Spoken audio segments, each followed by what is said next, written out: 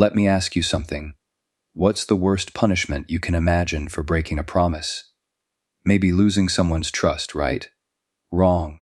In the ancient world, if you were a young woman accused of breaking your vow of purity, they didn't argue, they didn't forgive, they burned you alive. Burned. Alive. And here's the sickest part. Half the time, these women weren't even guilty. Their lives were just fuel for the fire of tradition. So stick with me, because what I'm about to tell you is not myth, not rumor, not Hollywood horror, it's real history. Subscribe now, because once you hear how far humans went in the name of purity, you'll never look at the past the same way again. Purity, it was a weapon, a binding force that tethered women's bodies to the survival of empires. In Rome, this belief took its most chilling form in the Vestal Virgins. For centuries, the city's stability, its gods, and its future were said to rest upon the untouched bodies of a select few. These girls, taken from their families as children, were marked for a life of sacred imprisonment, 30 years of chastity silence and ritual duty. The cult of Vesta was one of the most powerful institutions in Rome. Chosen between the ages of 6 and 10, the Vestal Virgins left behind their names, their families, and their futures.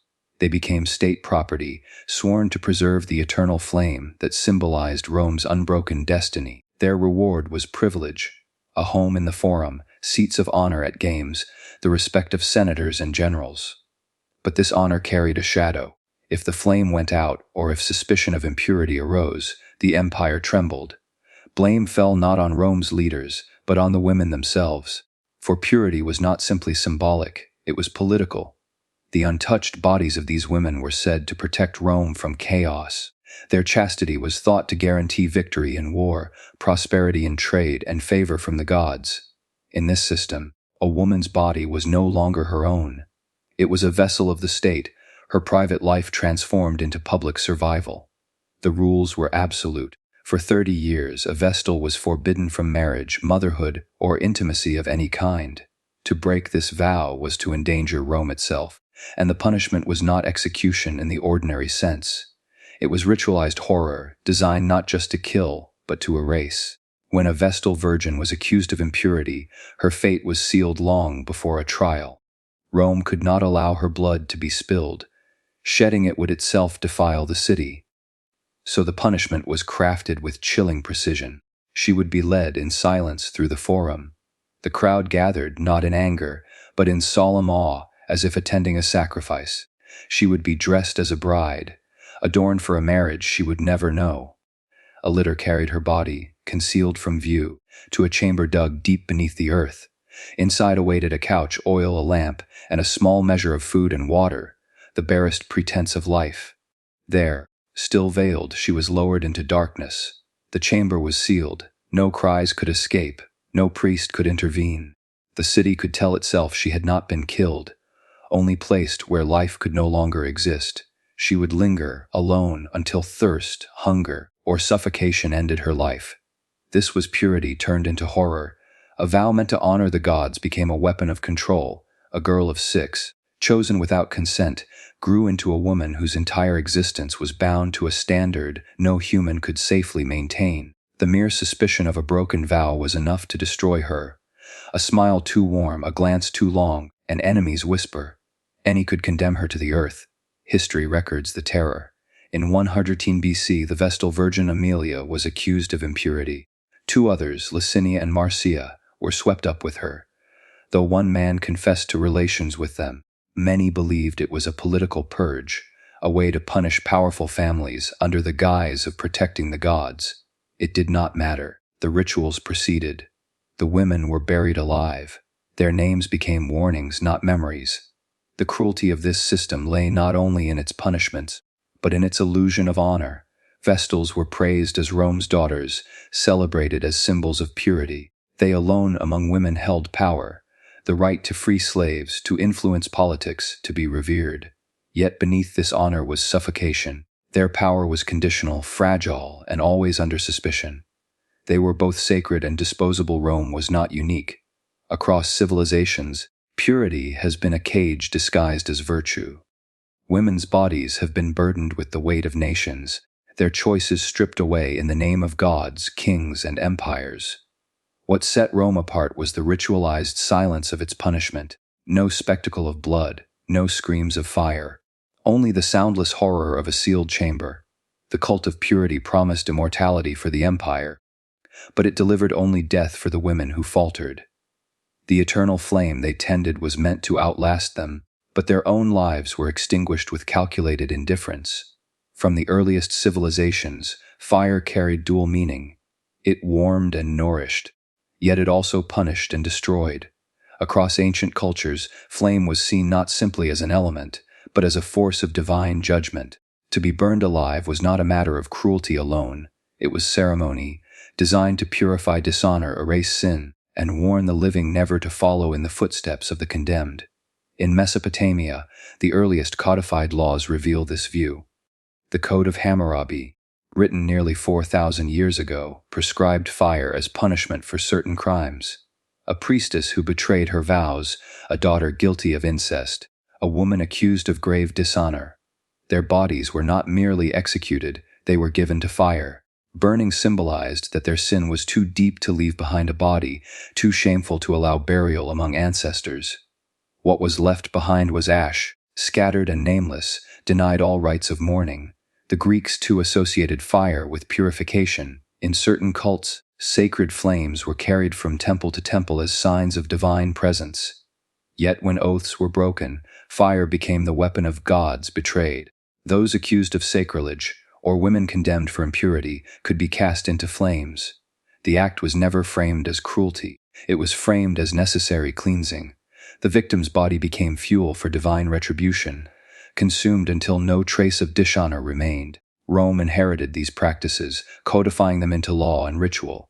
When Christians first emerged, their refusal to worship the Roman gods was seen not just as rebellion, but as pollution of the sacred order. To cleanse such defiance, emperors ordered their execution by fire.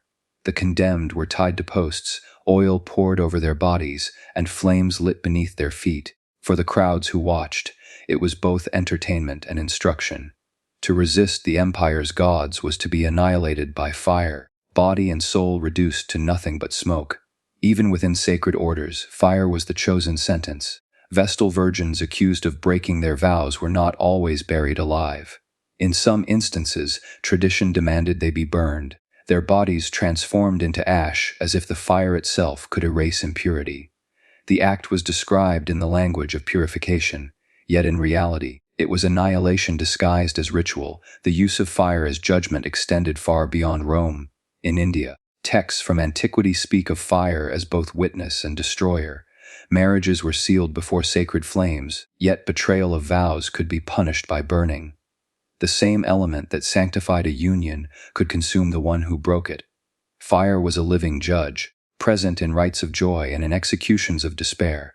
In medieval Europe, fire reached its most infamous form. Heresy, witchcraft, and defiance of church authority were punished with burning at the stake. The condemned, bound and helpless, faced not only death, but slow, torturous immolation. The act was framed as salvation, the fire cleansing the soul, burning away the sin of heresy before it could infect others. Yet the true purpose was terror. Crowds were summoned to witness. Children, peasants, nobles, all gathered to watch the lesson of fire. The message was unmistakable. To defy sacred law was to be consumed utterly, body and memory reduced to ash. For women, the symbolism carried extra weight. Female bodies were seen as dangerous, their sexuality a threat to the moral order. Fire became the ultimate answer. By burning women accused of impurity or witchcraft, societies declared that the danger lay not in their humanity, but in their defilement. The fire was meant to purify what the community believed it could not control. But in truth, it was a ritual of fear, an attempt to erase women's voices by consuming their bodies. Fire promised purification, but it offered no dignity, unlike burial, which preserved memory, or even beheading, which allowed for mourning. Burning left no trace. The condemned were denied graves, denied ancestors, denied the simple acknowledgement of existence. Their names lived only as warnings, their bodies reduced to smoke that drifted away into silence. the legacy of fire as judgment endures in memory. Across centuries, countless bodies were destroyed in its flames, not as individuals but as examples. They were sacrifices made to fear, consumed to prove the strength of law, faith, or empire. In every case, the flames were said to cleanse, yet what they truly did was annihilate. The story of the Vestal Virgins is one of contradiction, a life of reverence, yet captivity, of honor, yet terror. They were Rome's most sacred women, handpicked to preserve the eternal flame of Vesta, the goddess of the hearth. To the city, their purity symbolized Rome's survival. To the women themselves, it was a lifelong sentence, one from which there was no escape. From the moment a girl was chosen, usually between the ages of 6 and 10, her destiny was sealed. She was taken from her family, her name erased from ordinary lineage, and placed under the guardianship of the Pontifex Maximus, Rome's chief priest. This severing was not temporary, it was absolute. Unlike other Roman women, she could neither marry nor bear children. Her body, her choices, her entire life became the property of the state. Yet the world saw them as privileged. The Vestals lived in the House of the Vestals, an opulent residence in the Forum, with attendance and influence that no other women in Rome could dream of. They rode in carriages through the city, their presence demanding respect even from powerful senators. They sat in seats of honor at games. They could pardon condemned prisoners, and their word carried weight in politics. For outsiders, theirs was a life of power. But that power was a gilded prison. Their vow of chastity lasted for 30 years. 10 were spent learning sacred rituals, 10 in full service, and 10 in teaching younger initiates. Afterward, they were technically free to marry, though few did. By then, most were past their prime childbearing years, and Roman men often feared intimacy with a woman once so closely tied to the gods. In practice, the oath meant lifelong solitude, but solitude was not the greatest threat. The vow was absolute, and its violation, whether voluntary or forced, was treated as treason. A Vestal Virgin accused of impurity was not simply shamed, she was condemned as if she had endangered the entire empire. To break the vow was to pollute Rome's sacred bond with its gods. The punishment, therefore, was ritualized horror. Execution of a Vestal could not be carried out by spilling her blood. This was forbidden by the very sanctity she once represented. Instead, she was buried alive. The procedure was precise, almost ceremonial. The condemned Vestal was led through the Forum in silence, dressed like a bride, her veil covering her face. The people of Rome watched not with outrage, but with solemn dread, as if witnessing the death of purity itself. She was carried to a chamber dug into the earth. Inside were placed the smallest tokens of survival: a lamp, bread, water, oil, enough, Rome claimed, to pretend she had not been killed outright. She was lowered into the pit, the entrance sealed with soil and stones. No one could hear her cries. Her death was silent, suffocating, and final. The city could claim her blood was unshad, and yet her life was extinguished all the same. What made this horror worse was that consent played no role. Even if a Vestal was raped, she was not spared. The law held her accountable, for her purity was considered inseparable from Rome's destiny. In 114 BC, 3 Vestals, Aemilia, Licinia, and Marcia, were accused of breaking their vows. Ancient sources suggest that at least some were victims of coercion, targeted by powerful men, but the women were punished, not their violators. 2 were buried alive, 1, spared by political maneuvering, lived under suspicion forever. The cruelty was systemic. To the Roman mind, it was not the violation of the woman that mattered, but the violation of the state's sacred trust.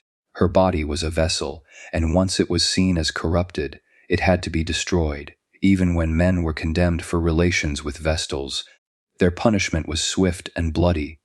They were beaten to death in public. But the women endured the drawn-out horror of live burial, condemned as the empire's betrayers. The contradictions of their lives make the Vestals among history's most tragic figures.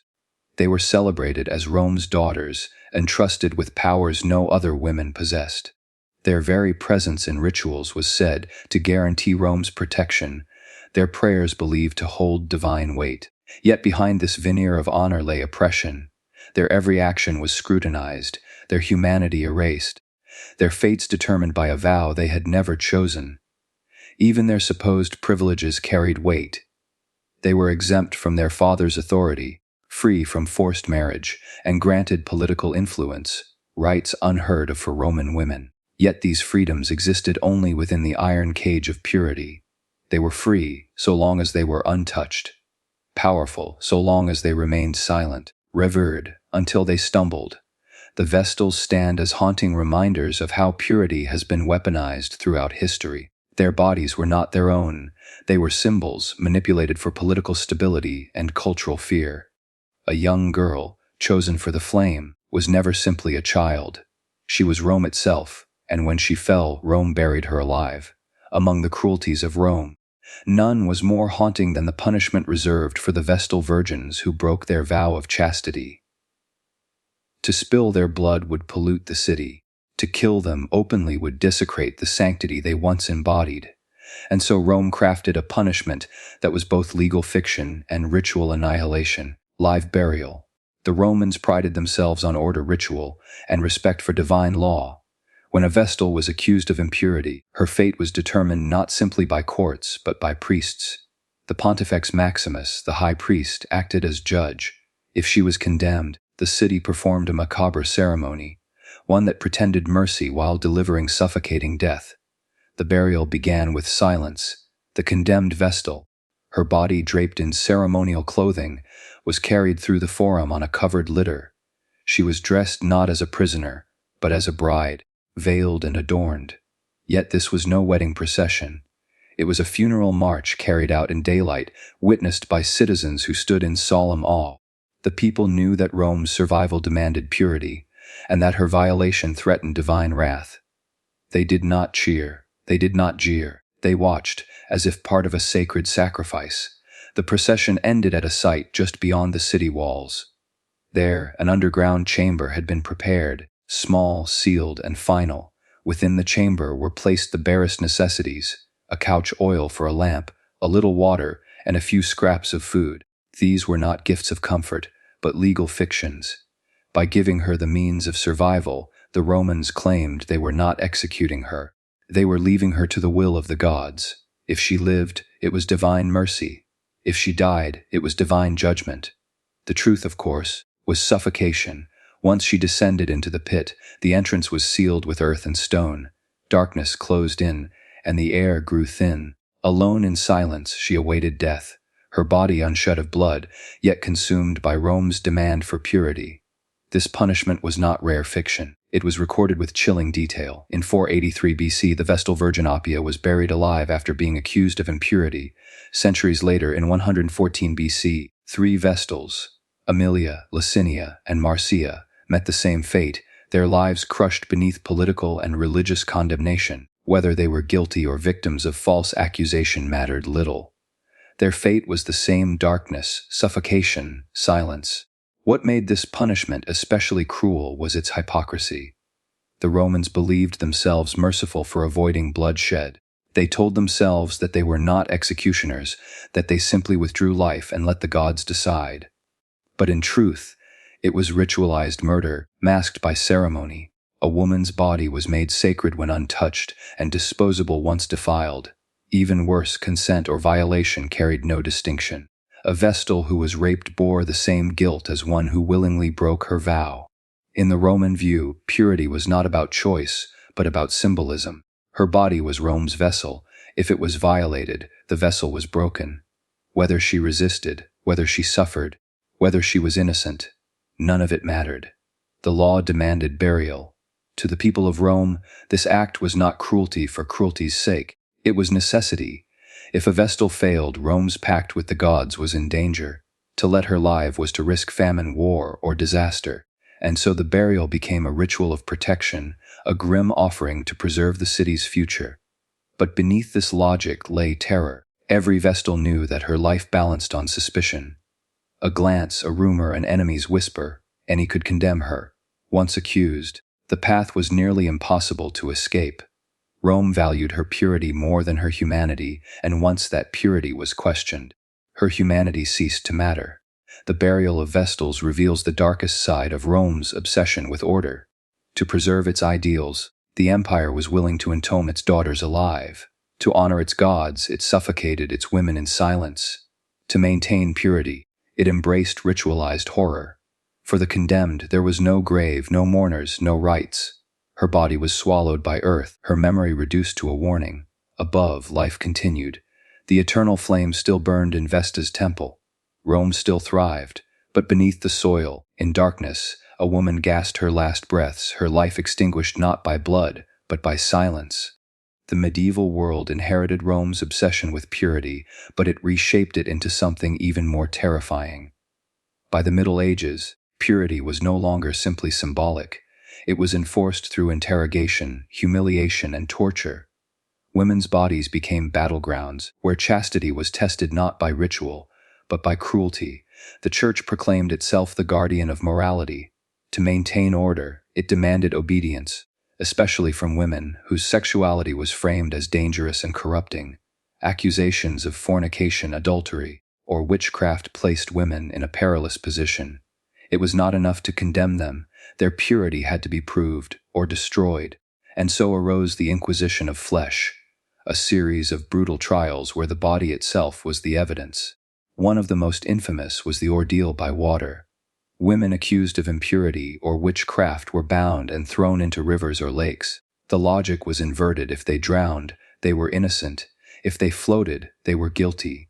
Survival was treated not as divine mercy, but as proof of a pact with the devil. Countless women perished under this test, condemned whether they lived or died. Another ordeal was fire. Accused women were forced to walk barefoot over glowing iron or carry burning rods in their hands. If their wounds healed cleanly, they were declared pure. If infection set in, guilt was confirmed. The test was framed as divine judgment, but in reality, it was a calculated mutilation of flesh. Few could survive unscathed, and those who did often carried scars that marked them for life.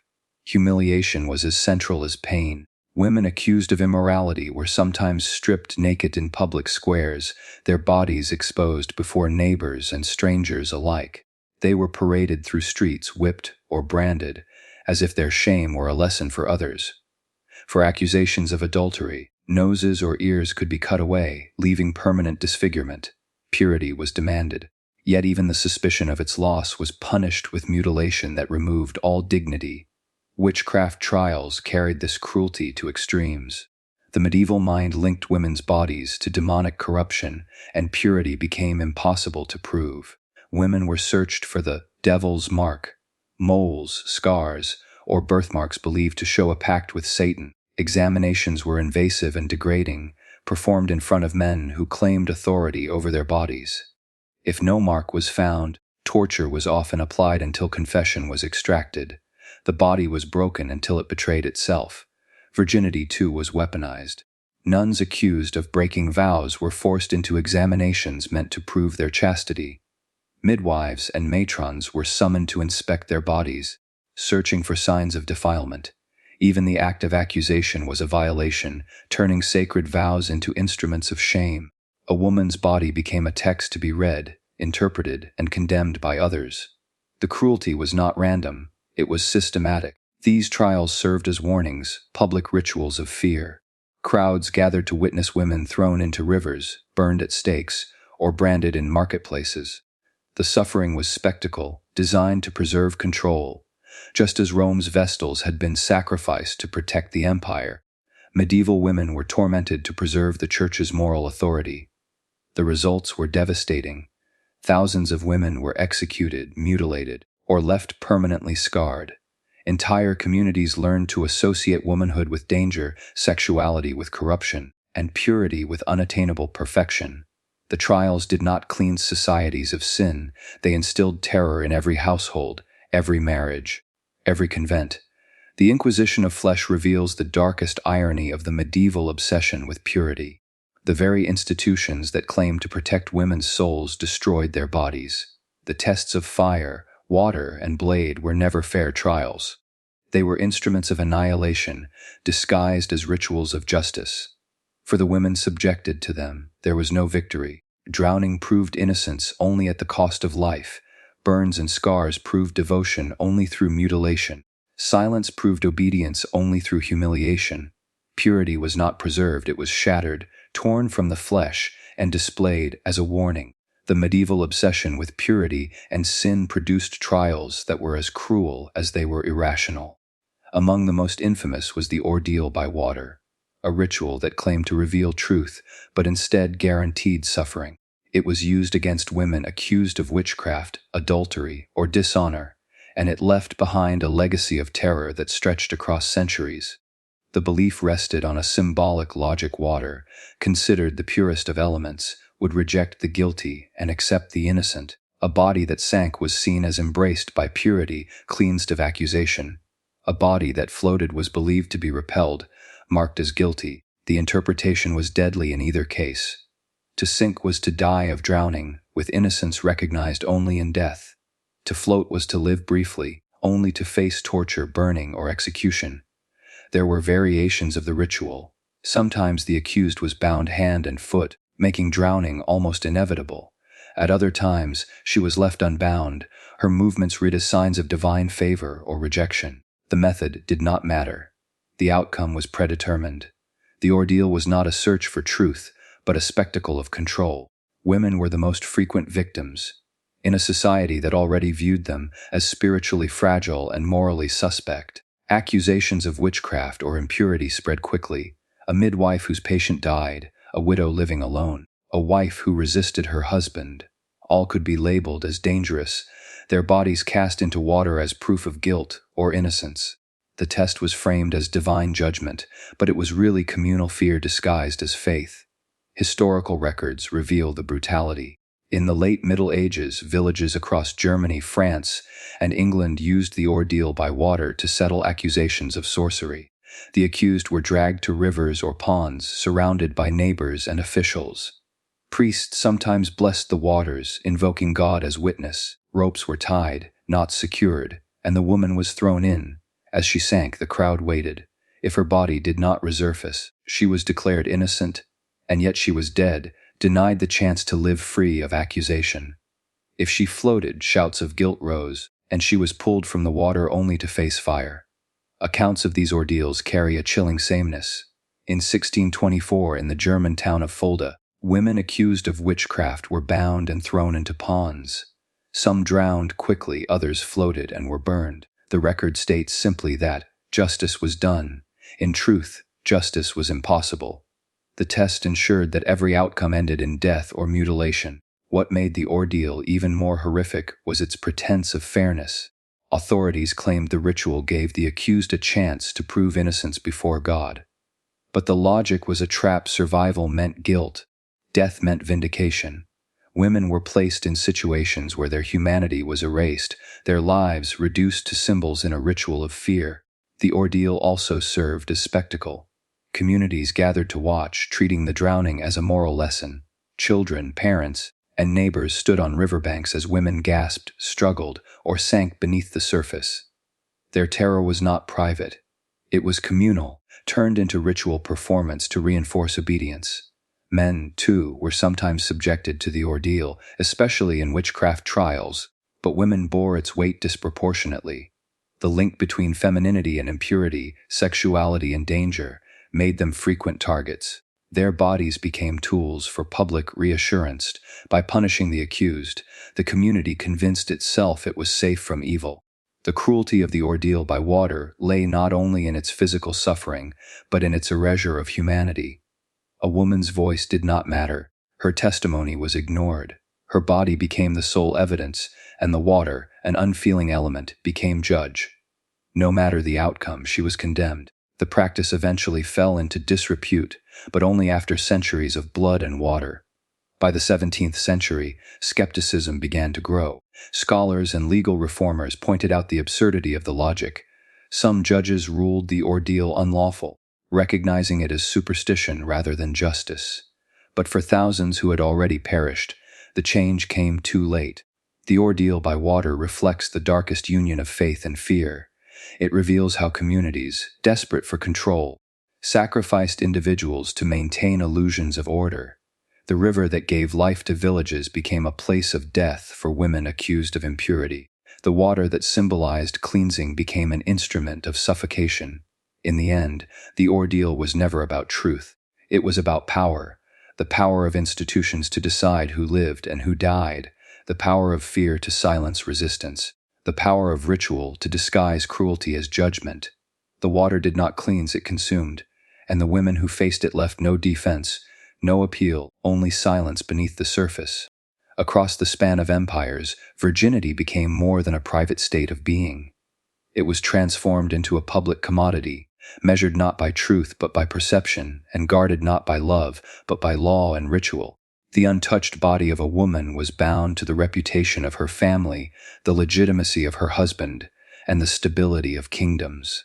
What should have been a personal reality became a political currency. In dynastic marriages, virginity was demanded as proof of loyalty. Kings and noblemen required their brides to arrive untouched, presenting their bodies as offerings to dynasties that sought purity as a symbol of continuity. A woman's body became an extension of land, wealth, and alliances. Her chastity was not her own. It was her family's collateral in the ruthless exchanges of politics. This obsession was not rooted in morality, but in bloodlines. Virginity served as a guarantee that heirs were legitimate, that no rival seed could lay claim to the throne. In medieval Europe, whispers of a bride's impurity could destabilize entire courts. A king's power depended upon heirs, and heirs depended upon the unquestioned fidelity of the mother. Thus, a woman's body was surveilled and judged with an intensity no man ever endured. The mechanisms of control were both ceremonial and cruel. In some regions, brides were examined for signs of purity before their wedding nights, their value reduced to a fragile membrane. A single accusation, a rumor spoken by a rival courtier, a jealous noblewoman, or an ambitious advisor, could unravel years of political negotiation, and the punishment more often than not was brutal. In Spain and France, accusations of lost purity were sometimes resolved through public tests. Midwives or physicians, under the authority of church and crown, conducted invasive examinations. These humiliations, carried out before witnesses, stripped women not only of dignity but of personhood. Their bodies were displayed as evidence, their silence demanded, their innocence reduced to a spectacle. The consequences of failure were devastating. In many courts, an impure bride was condemned not only to annulment but to execution. Fire remained the most common instrument of punishment, a ritual of annihilation meant to warn others. To be accused was to stand before a judgment already decided.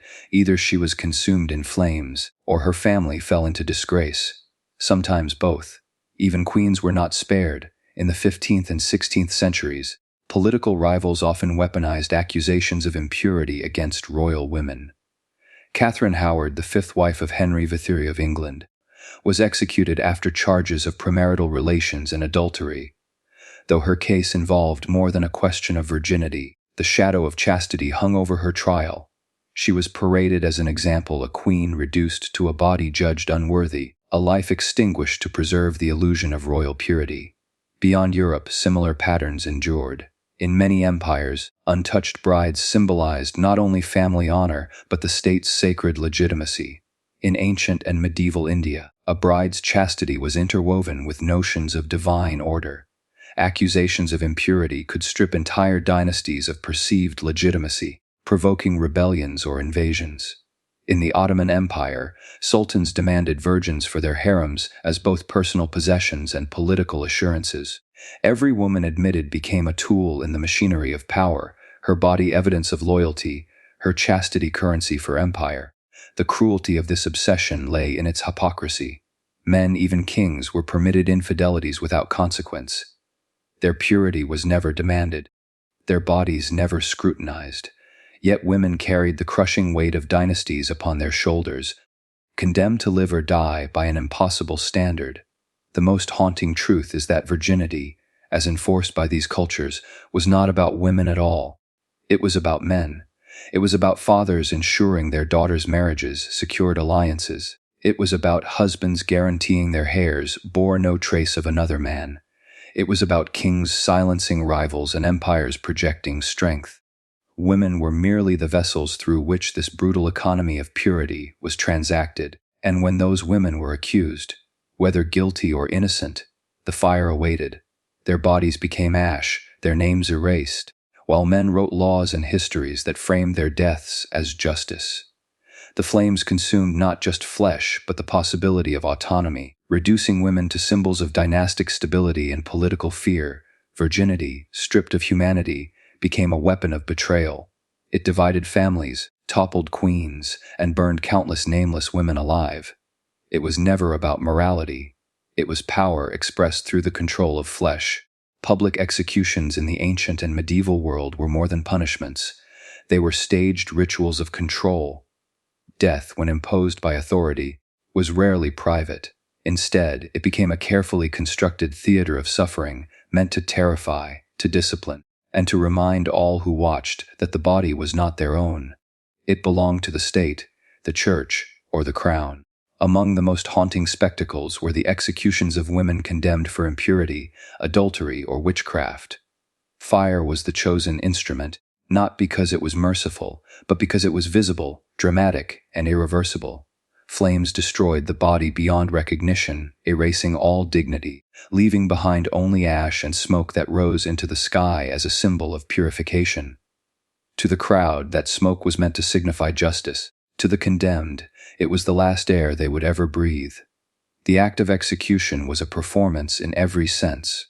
Authorities arranged the setting deliberately, central squares, temple courtyards, or city gates, where the greatest number of citizens could gather. The condemned woman was brought forward slowly, often stripped of adornments or clothing that marked her status. She became, in the eyes of those watching, both victim and symbol, the embodiment of transgression and its punishment. The silence of the crowd was as heavy as the flames themselves.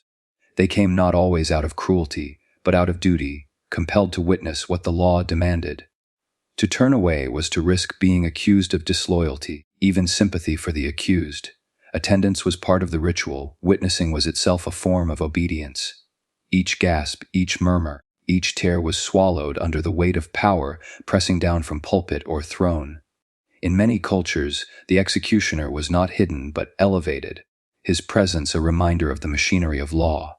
He bound the woman to a stake, or to a pyre already prepared with layers of wood and oil soaked kindling. Every movement was slow, deliberate, allowing time for the crowd to absorb the ritual. Flames were lit not in haste, but with ceremony, often accompanied by prayers, sermons, or proclamations that justified the act as sacred.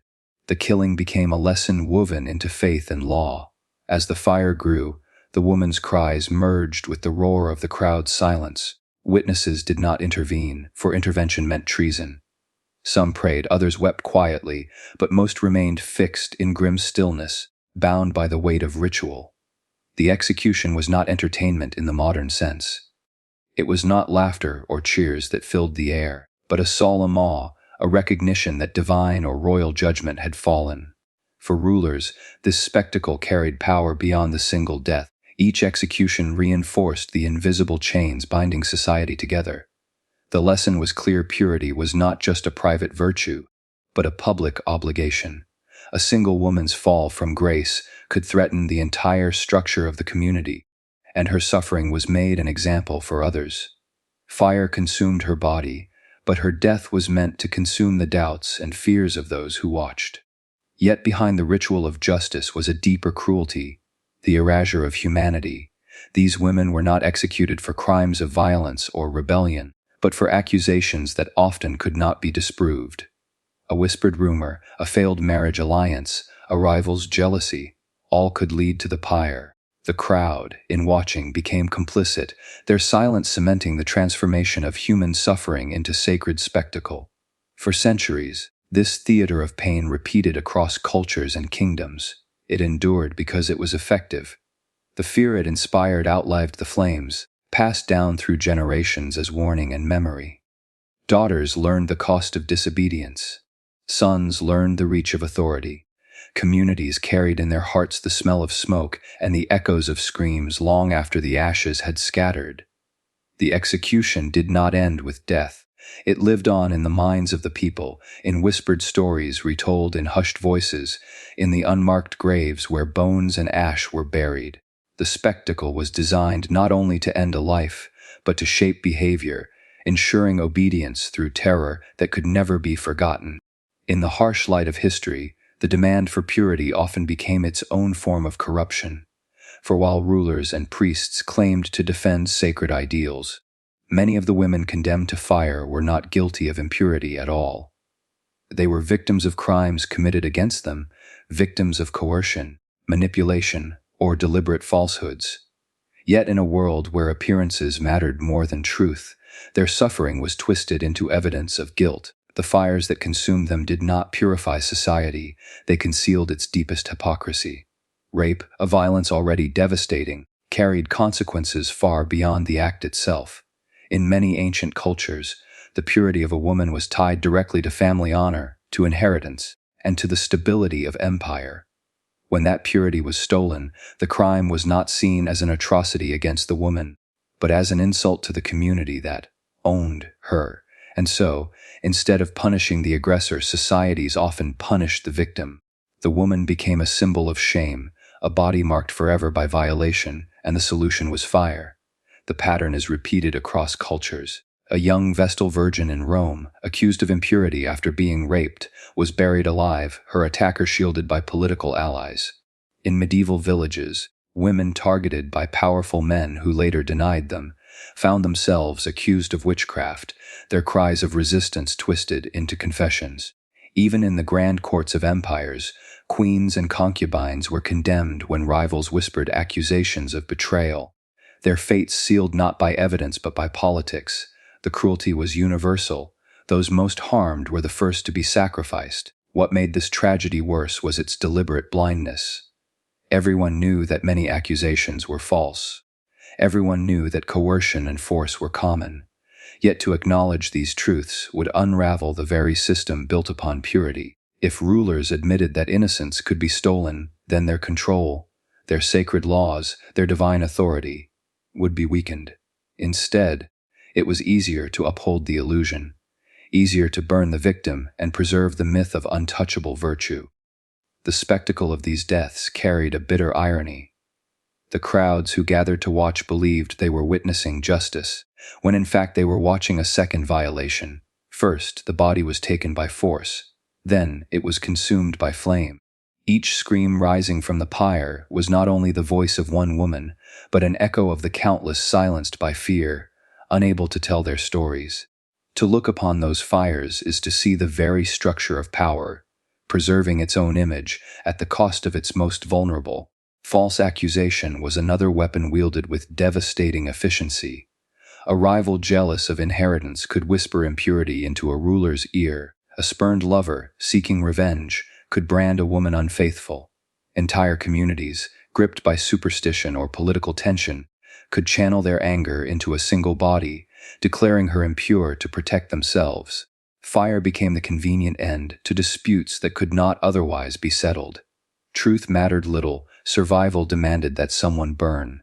The cruel irony ran deeper. Still, empires prided themselves on protecting purity, while destroying those who had lost it against their will. They declared themselves guardians of morality, while their own rulers and priests exploited women in secret. The flames, then, did not guard chastity. They guarded hypocrisy. They preserved reputations, not justice. And history, in its unflinching memory, has exposed this contradiction again and again. Consider the effect on families. A father who failed to protect his daughter from assault risked not only dishonor, but the destruction of his entire household. The safest way to restore status was often to sacrifice her publicly, to hand her over for trial, for torture, for fire. Brothers and mothers watched as their own kin were erased in the name of honor. This was not justice, it was survival.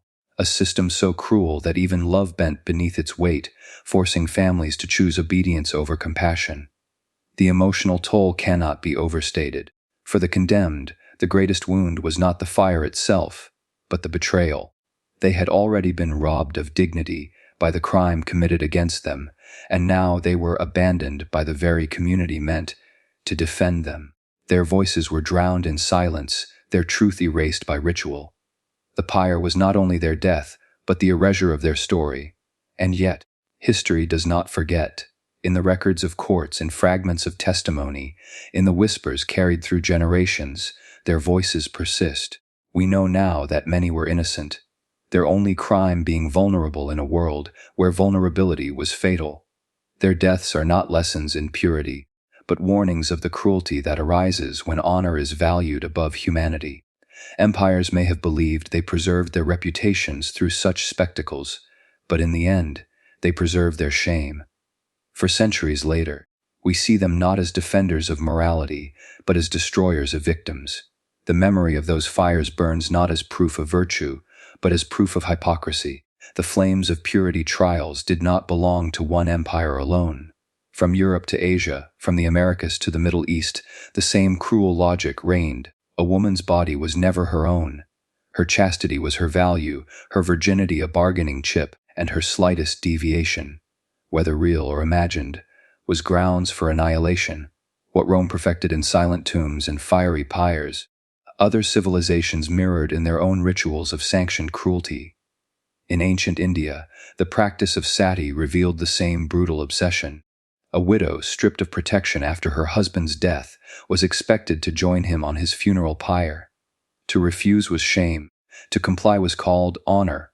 The ceremony was dressed in the language of devotion, yet at its heart lay coercion. Some women leapt willingly, drugged by faith or pressured by family. Others were pushed bound or trapped in the flames. To the watching crowd, her screams were framed as loyalty.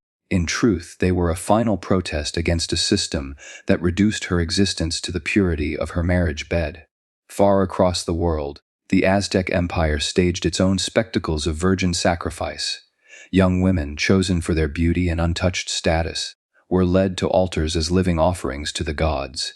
Their innocence was considered sacred fuel for the sun, a currency of cosmic balance. Their bodies became ritual objects carved by priests, consumed by fire, or left bleeding on stone. Unlike sati, this was not a punishment for failing purity. It was the enforcement of purity through ritual slaughter. The empire demanded that untouched flesh be given back to the gods who had created it. Medieval Europe mirrored the same pattern with a different vocabulary. The Inquisition painted virginity in the colors of faith. Wives accused of infidelity, girls accused of witchcraft, even nuns accused of breaking their vows were subjected to ordeals meant to prove purity. Cold rivers and flames were their judges. To fail was to die, to pass often meant death as well. Purity here was never about women themselves. It was about protecting the moral authority of church and crown. In China, dynasties wove purity into the very fabric of politics. Concubines and empresses alike were watched for signs of loyalty and chastity. A single accusation could end a life, not through fire but through strangulation, poison, or forced suicide. The emperor's honor, and by extension the stability of the realm, was said to rest on the untouched bodies of women in his court. Their virginity was not their virtue. It was a form of property guarded jealously by those in power. Even in the Islamic world, though contexts varied widely, accusations of zina, illicit sex, could mean execution. Women were stoned or burned, their supposed crimes treated as betrayals of divine law. Often they had been raped, coerced, or simply slandered by rivals. Yet once impurity was spoken aloud, their lives were forfeit. Across these cultures, purity was never a matter of choice. It was a weapon. What unites these stories is not the ritual itself, but the reasoning. Across centuries and continents, purity was always defined by men in power. It was measured not by the woman's life, but by her role as daughter, bride, or widow. Her body symbolized family honor, political loyalty, or divine order. To control it was to control the society around her. The punishment for defiance was destruction, slow, fiery, and public, so that others might learn to obey. The methods shifted with geography. Some suffocated in hidden chambers beneath Rome, some burned on funeral pyres in India, some blot on pyramids in Tenochtitlan, others drowned in rivers or turned to ash before cheering crowds in Europe. Yet all shared the same cruelty. Purity was not protection, but a sentence. Even more chilling is the universality of acceptance. Communities gathered to watch these deaths not in horror, but in reverence. They called them sacred, honorable, necessary. The widow's ashes were proof of her devotion. The virgin's screams on the altar were proof of empire's power. The flames around an accused witch were proof of faith defended. These deaths became symbols, their agony erased by the story told afterward, a story crafted by those who demanded obedience. The obsession with virginity was never about morality, it was about control. A loyal widow strengthened her family's prestige. A sacrificed virgin appeased the gods to ensure the empire's survival. A punished wife or nun reaffirmed the authority of kings and priests. In each case, purity was not a shield but a leash. The leash tightened until it cut through flesh, leaving behind nothing but ash, blood, and silence. The legacy remains. Though empires have fallen and altars have crumbled, the echoes of these purity trials linger. Across cultures, accusations of impurity are still wielded as weapons. Even today, honor killings, virginity tests, and coerced rituals repeat the same ancient script, a woman's worth reduced to the control of her body. History shows us the pattern clearly. From sati to the Vestals, from witches to sacrificed maidens, the fire was never about purity itself, it was about the spectacle of power. And so, across cultures and centuries, the judgment was the same. To be pure was to be controlled. To be impure, even against one's will, was to die. The fires burned out, the tribunals were dissolved, the scaffoldings of public execution crumbled into dust. Yet the idea, the poisonous root that had once justified the annihilation of women in the name of purity, did not die, it adapted, it survived, it hid itself in new forms, wearing the robes of religion, morality, and culture. And even when the flames of execution no longer licked at the flesh, the fire of judgment remained, silent, unseen, yet no less destructive. The world did not abandon the purity myth when it abandoned the pyre. It simply changed the stage. Where once women were bound and burned, they were now bound by invisible chains of expectation. Virginity continued to define their worth, their marriageability, and their survival. In some lands, the test was no longer the ordeal of fire or water, but the cold clinical inspection of the body. A physician's word replaced the priest's decree, and yet the cruelty was the same, a woman reduced to the state of her hymen, her humanity crushed beneath the weight of an ancient lie. The Middle Ages gave way to the Renaissance, but the obsession did not soften. Instead, it cloaked itself in chivalry. Men sang songs of courtly love, praising women as untouchable saints. But beneath the poetry was the same command: remain pure, remain untouched, or be destroyed. A woman who faltered was not a tragic figure. She was a criminal. Her family disowned her. Her community exiled her. Sometimes the punishment was quieter than fire, but just as final: starvation, abandonment, the slow death of shame. Even empires that outlawed execution for impurity found other ways to ensure obedience.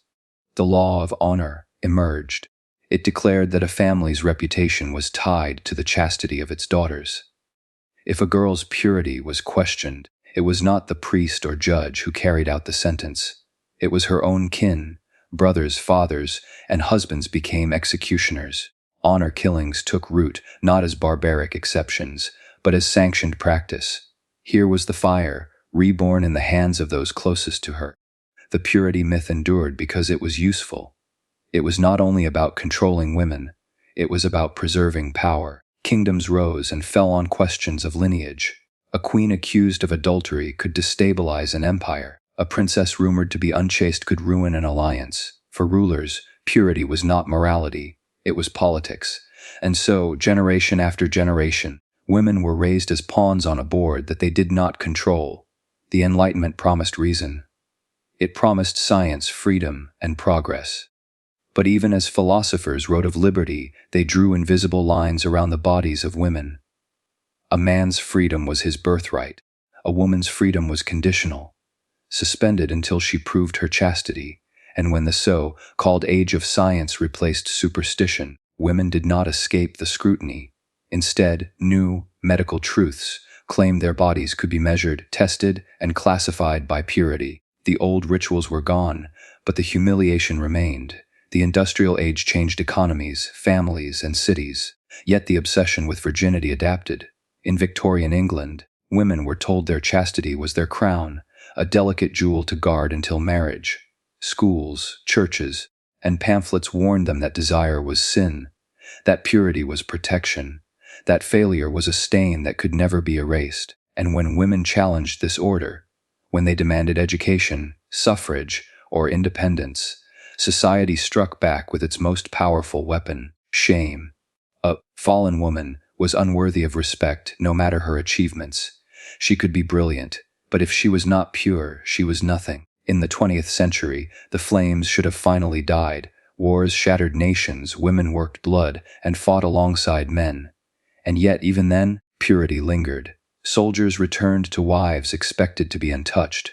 Young brides were still examined, sometimes with white sheets displayed on wedding nights as proof of chastity. Entire generations of women carried invisible scars, punished not by execution, but by whispers, gossip, and exile. Modernity did not erase the myth, it refined it. In some cultures, virginity tests are still performed, a practice condemned by medicine but defended by tradition. In others, the language shifted. Purity rings, chastity pledges, waiting until marriage. The punishments may no longer be fire, but the judgment is no less severe. Women are still shamed, mocked, or discarded for stepping outside boundaries that men themselves rarely obey. The persistence of the purity myth reveals its true nature. It was never about virtue. It was about ownership. Across centuries, across continents, one principle remained unbroken: a woman's body was not her own. Her worth was measured not by her mind, not by her spirit, not by her life, but by her ability to remain untouched. Fire may no longer claim her, but shame, silence, and control still burn her in ways that leave no ash behind. The story of purity did not end in antiquity. It did not end in Rome, or in the medieval pyres, or in the drowned rivers of Europe. It persists, reshaped, reworded, concealed beneath modern morality. And while the punishments may be less visible, their cruelty is undeniable. The myth survives because it has always served power, and until power changes hands, the fire of judgment will never truly die. Silence is the last sound history leaves behind. Not the roar of flames, not the chanting of priests, not even the screams of women swallowed by the earth. What remains is silence, vast, suffocating, and heavy with the weight of absence. For every name recorded, hundreds more were erased, their ashes scattered into oblivion. The silence they left behind is not peace. It is the silence of power, the silence of injustice made permanent. The women burned, buried, and drowned did not fail. They were failed by the empires that owned their bodies, by the laws that defined their worth, by the rituals that transformed their lives into offerings. Their purity was never theirs to protect. It was a currency, a weapon, and a cage. When they resisted, or when fate turned cruel, they were silenced. Fire, stone, and water became the instruments of erasure. What makes this silence most horrifying is how complete it was. Many victims left behind no words, no testimonies, no last prayers recorded in ink. Their families were forbidden to mourn. Their deaths were framed as just, as holy, as necessary for the survival of nations. Their memory was denied even the dignity of grief. To speak of them was to risk being accused of the same impurity. And so, silence spread, smothering every trace of their humanity. Yet silence can also be loud. The empty spaces in the record books scream. The rituals described in clinical detail by historians tremble with the lives omitted. A law dictating that no Vestal's blood be spilled tells us nothing of her face, her fears, her final breath. A note on a witch trial explains procedure, but erases the trembling body of the girl tied to the stake. The absence itself becomes a testimony, a haunting echo of what power wanted forgotten. This silence, however, was never total. Fragments slipped through. A mother's cry at the edge of a Roman procession. A chronicler's uneasy description of a burning in medieval Europe. The mutterings of villagers who whispered that the accused was innocent. These small cracks remind us that beneath the machinery of ritual and law, there was always human recognition of horror. But these voices were swallowed quickly, buried under the weight of justice. What remains is the paradox of history. Purity trials were framed as sacred, yet their legacy reveals only cruelty. They were meant to protect societies, but instead they exposed the fragility of those in power, rulers so afraid of disobedience, of dishonor, of loss of control, that they destroyed the very people they claimed to protect. And still, they left no confession of guilt, only silence. Even in silence, however, there is revelation. The absence of women's voices reveals how little autonomy they were granted. The silence around their deaths reveals how terror was normalized. The silence imposed on their memory reveals that purity was never about morality, but power. Power wielded through fear. Power that needed to erase so completely that even ashes would not speak. Today, the flames no longer rise in public squares. The rivers no longer serve as courts. The earth is no longer used as a tomb for the condemned, but the silence continues in new forms. In shame, in stigma, in whispered judgment that still binds a woman's worth to her purity. The trials have changed their costumes, but the myth remains. And the silence of history warns us, as long as purity is weaponized, the fire is never truly gone. The silence of those women endures as a question, not to them but to us. How many more must vanish before purity is stripped of its power? How long will societies build honor on the suffering of the vulnerable? The answers are not written in the ashes. They remain unwritten, waiting for a world that finally refuses to stay silent. And so, the story ends where it began, in silence. But it is a silence we must choose to break. To remember not the laws, not the rituals, not the priests, but the women, the daughters, the sisters, the wives who vanished into fire, water, and earth. Their voices are gone, but their absence remains. And in that absence, we hear the truth: purity was never sacred. It was never holy. It was power, brutal, unrelenting, and merciless. Ashes of silence cover the past, but silence itself can be burned away if we dare to listen to what was erased.